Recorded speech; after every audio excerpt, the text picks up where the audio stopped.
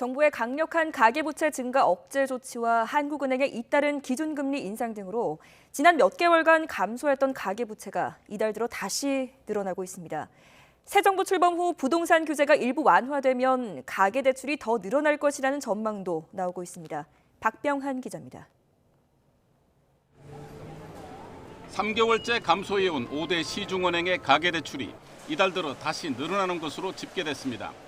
KB, 국민 등 5대 은행의 지난 21일 현재 가계대출 잔액은 모두 703조 4,484억 원으로 집계됐습니다. 3월 말과 비교해 2,547억 원 늘었는데 특히 주택담보대출이 506조 6천억 원에서 507조 1천억 원으로 5천억 원이 늘었습니다. 하지만 신용대출의 경우 133조 3천억 원에서 133조 2천억 원으로 1천여억 원 감소했습니다. 4월 말까지 영업일 기준으로 6일 남아 이달 가계대출은 3월보다 증가한 상태로 마감될 것으로 보입니다. 5대 은행의 가계대출은 1월에 1조 3천억 원, 2월 1조 7천억 원, 3월 2조 7천억 원 등 최근 3개월 연속 감소했는데 4개월 만에 증가세로 돌아서는 것입니다. 은행권 전체로는 작년 12월 이후 지난달까지 이어진 4개월째 감소 행진이 이달 멈추게 되는 것입니다. 가계부채 증가 원인으로는 부동산 거래가 조금씩 살아나는 데다 시중은행들의 대출금리 인하 경쟁도 있기 때문인 것으로 풀이됩니다.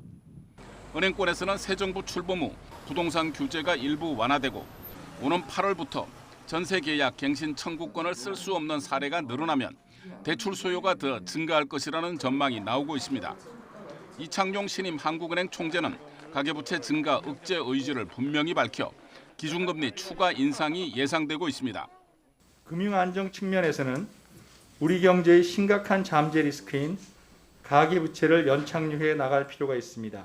따라서 금리 시그널을 통해 증가세를 계속 완화시켜 나가야 합니다. 우크라이나 전쟁으로 인한 유가와 곡물가 인상, 글로벌 병목 현상과 미국의 금리 인상 등 국내외 잇따른 악재로 우리 경제의 위기감은 날로 높아가고 있습니다. YTN 박병헌입니다.